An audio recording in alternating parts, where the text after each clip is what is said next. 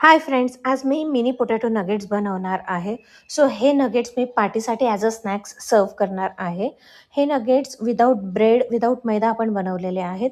चला बघूया की रेसिपी आपण कशी बनवली आहे ते.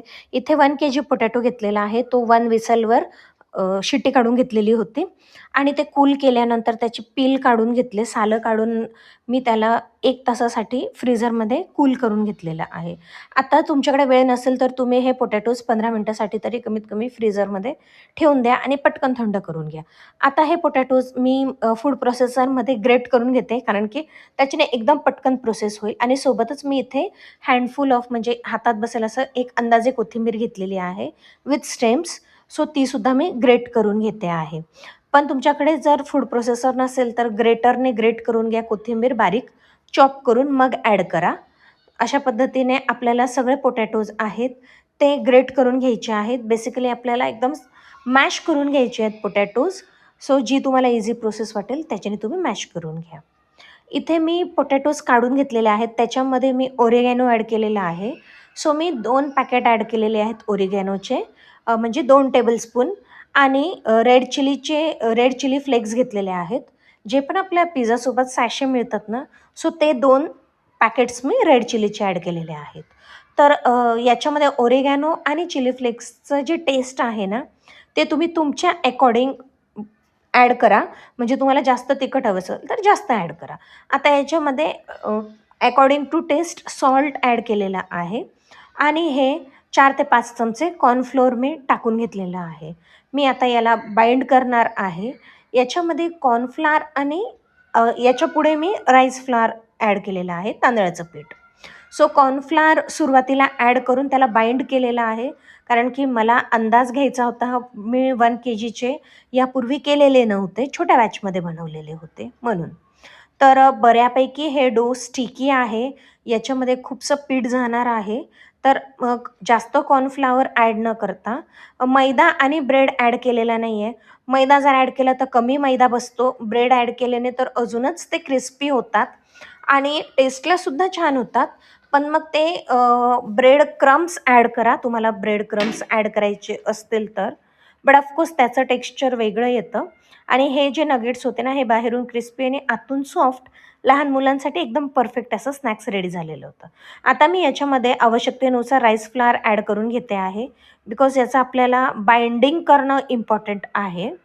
तर मग मी तेच म्हणेल की तुम्ही अंदाजे याच्यामध्ये पीठ टाका. मला पाव किलो पीठ तरी तांदळाचं लागलेलं होतं 1 किलो बटाट्यासाठी.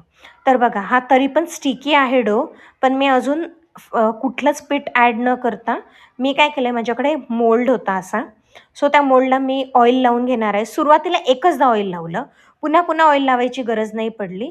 ॲक्चुअली गरजच नव्हती, पण मला सेफ साईड म्हणून की ते चिपकून नको जायला. सिलिकॉन मोल्डला ऑइल लावायची एवढी गरज नसते, पण एकदा सेफ साईड म्हणून मी लावलं होतं. आणि याच्यामध्ये आता आपण एक एक बाईटचे असे जो डो आहे तो टाकून घेतलेला आहे पोटॅटोचा आणि मग ते आपण अनमोल्ड करून घेणार आहोत. बट सपोज तुमच्याकडे मोल्ड नसेल तर तुम्ही याला सर्कल गुलाबजामुनला शेप देतो तसे गोल करून घेऊ शकतात किंवा लांब-लांब फ्रेंच फ्राईजसारखे सुद्धा तुम्ही करून घेऊ शकता. तुम्हाला हव्या त्या शेपमध्ये तुम्ही हे पोटॅटो नगेट्स करून घेऊ शकतात. सो मी अशा पद्धतीने तुम्हाला 3 करून दाखवते आहे आणि मला ही प्रोसेस खूप ईझी वाटली मोल्डमुळे.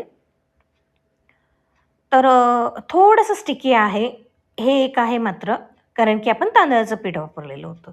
आता बघा याला छान शेप आलेला आहे, गोल सर्कल आलेला आहे आणि सगळे एका साईजचे नगेट्स होतात याच्यामुळे. म्हणून मग मोल्ड जर असेल तर नक्कीच वापरा किंवा कटर असेल ना कुकी कटर, सो त्याच्याने सुद्धा तुम्ही छान शेप देऊन घेऊ शकतात.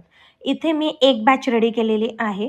मी 15-15 बॅचेसच्या अशा 4 ते 5 बॅचेस फ्राय करून घेतलेल्या होत्या. तर मी इथे फ्लॅट पॅन घेतला आहे. जितकं पसरट घ्याल तितके पटापट ते तळले जातील. कारण की याला तेल खोल कढईची गरज नाही आहे, फ्लॅट पॅनचीच गरज आहे. जर तुम्हाला कमी वेळात काम करायचं असेल तर मोठी कढई घेऊन त्याच्यामध्ये भरपूर तेल घालून मग तुम्ही हे फ्राय करून घेऊ शकतात.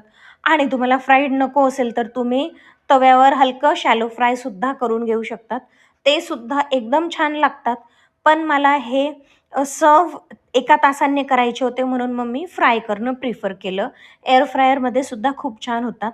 मी एअर फ्रायरची सुद्धा रेसिपी तुमच्यासोबत घेऊन येईल थोड्या ट्विस्टसोबत. तर काही दिवसांमध्ये ती सुद्धा रेसिपी तुमच्यासोबत शेअर करेल. त्यासाठी काय करावं लागेल तुम्हाला, चॅनलला नवीन असाल तर सबस्क्राईब करावं लागेल.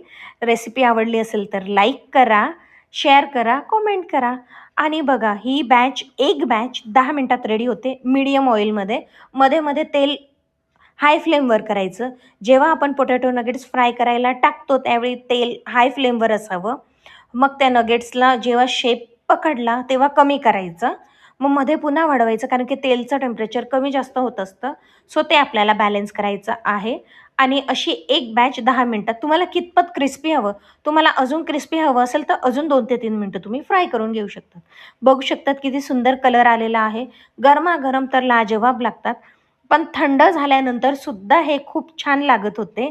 म्हणून मी प्रिफर करेल की जर तुमच्याकडे पार्टी असेल किंवा छोटासा काही इव्हेंट असेल तर नक्की ही रेसिपी करून बघा. आदल्या दिवशी सुद्धा करून ठेवलं तरी चालेल. हे फ्रीझरमध्ये तुम्ही स्टोअर करून ठेवू शकता. जसे आपण फ्रेंच फ्राईज कसे स्टोअर करून ठेवतो तसे हे पोटॅटो नगेट्स 1 मंथ आरामात टिकतात फ्रीझरमध्ये. तर बघा सगळे आपले पोटॅटो नगेट्स रेडी झालेले आहेत. माझ्याकडे एवढा वेळ नव्हता की मी तुम्हाला एकदम आरामात दाखवू, बिकॉज माझ्याकडे एक छोटा इव्हेंट होता आणि त्यासाठी मला प्रिपरेशन करायचं होतं. सो मी तुम्हाला तरी दाखवते की आतमधून कसे झालेले आहेत.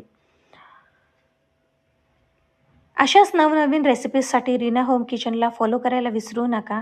भेटूया पुन्हा एक नवीन व्हिडिओसहित. तोपर्यंत काळजी घ्या. बाय.